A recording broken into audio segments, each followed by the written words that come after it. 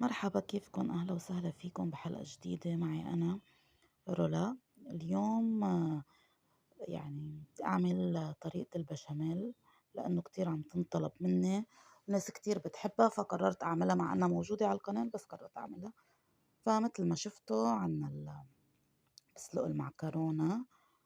مثل ما نكون شايفين عم نسلق المعكرونة بس شوية ملح من دون زيت، لأنه المعكرونة ما بينحط لها زيت. أوكي، استوت هون عندي المعكرونة، أخدتها صفيتها مثل ما نكون شايفين، غسلتها وصفيتها. ليه ما بنحط لها زيت؟ لأنه الزيت بصير ما بيعلى على لا بشاميل ولا إذا كانت بصلصة أو شي. هلأ للبشاميل بنحتاج مثل ما نكون شايفين 100 جرام زبدة، 3 معالق كبار حليب، و5 معالق من الطحين. إذا عندك حليب سائل تقريبا كباية ونص. هون طريقة البشاميل: حنجيب الزبدة ننزلها، وبفضل أنا مع الزبدة تحطوا شوية زيت مشان ما تحترق الزبدة معكم، يعني للي مبلش جديد أو اللي ما كتير. نزلنا الطحين فوق الزبدة، بلشنا نعمل ميكس لإله. وهون أكيد بنحط لها دجاج، اللي بحب يحط لها دجاج بحط لها دجاج، واللي ما بحب ما بيحب. المهم مرقة الدجاج أهم شي تكون.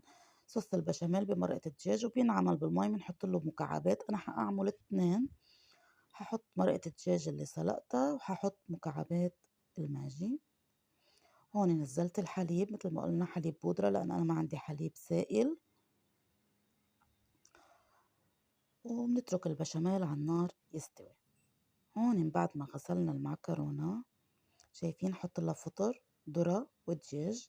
مثل ما قلنا هدول أشياء اختيارية، يعني انتو شو بتحبوا تحطوا فيها مش مشكلة. هون خلص عند البشاميل واستوى مثل ما نكون شايفين. حنبلش ننزل المعكرونة.